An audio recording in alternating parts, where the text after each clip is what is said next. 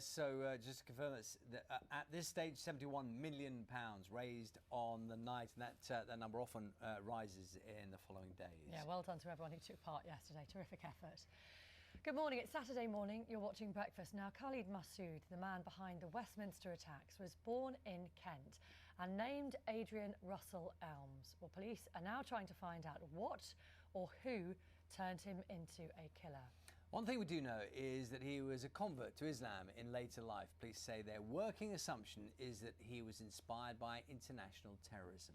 It's not the first time a Muslim convert has been linked to a major terror attack. One report released over the past few weeks suggested 16% of people convicted of terror offences in the UK were converts. They include Richard Reed, the shoe bomber who tried to blow up a US passenger plane in 2001. He's now serving a life sentence in the States. Michael Adebolajo, one of the men who killed Fusilier Lee Rigby in Woolwich, also converted to Islam. As did Richard Dart, the son of teachers from Dorset, who was jailed for preparing acts of terrorism in 2013. So, the question many are asking, are converts to Islam particularly vulnerable to becoming extremists? Well, Zahed Amanullah from the Institute for Strategic Dialogue joins us here this morning. Thank you very much. Good morning. Why do you think, in fact, do you think there is a particular issue with converts? Well, first of all, I mean, converts to Islam are, by and large, the majority of them are not involved in any kind of activity like this, of course, goes without saying. But people who do convert to a religion, Islam or any other, are in the midst of, looking for an identity, a different identity that they had. And so that's a very vulnerable time for people. So, in my personal experience, the people that I know, for example, who've converted, a lot of time they've converted by marrying into a Muslim family. And we don't see, for example, people in those positions going on to sort of commit these types of acts. It's the people who are converting often on their own, and it depends who's doing the converting, who is guiding them. And that's where we have to look at, for example, extremist recruitment. But you're quite right to point out that converts to many religions, if it's a decision that you take yourself later in life, quite often are more orthodox, more fundamental in their beliefs. It's true. I mean, a lot of times when people are looking for that drastic change, they can be more, a little bit more orthodox or conservative, for example. But that alone, of course, is not the driving factor. What matters is how that fits into a pattern of grievances or their past life. We've seen, of course, people with criminality backgrounds, mental health backgrounds, and those are risk factors that play in. But we have to be mindful that it's the type of conversion that makes a difference.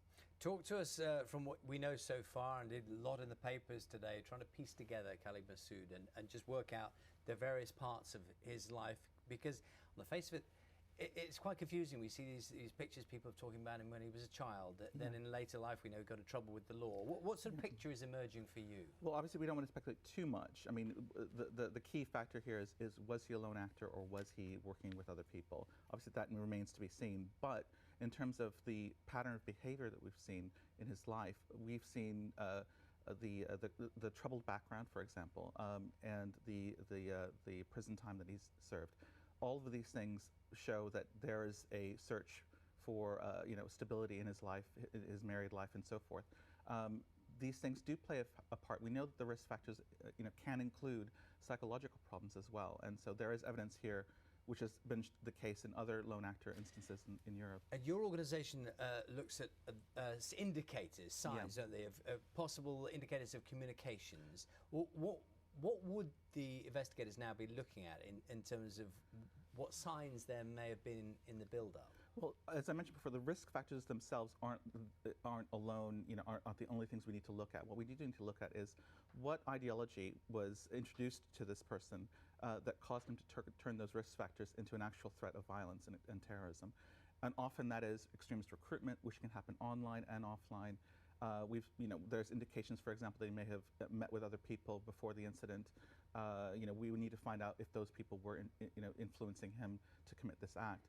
But it's that extremist ideology that plays into the vulnerability of the individual that then leads them to possibly commit a terrorist act. So that can be messaging, for example, online. We work on a lot of counter-narrative messaging with civil society organizations to get them to intercept that extremist recruitment to vulnerable people. And it's early days, but we've done a lot of pilot studies to show that that strategy can work, but it needs to be done on a mass scale. Typically, can this kind of radicalization happen actually quite quickly? It can happen quickly. Again, it depends on the psychological makeup of the individual.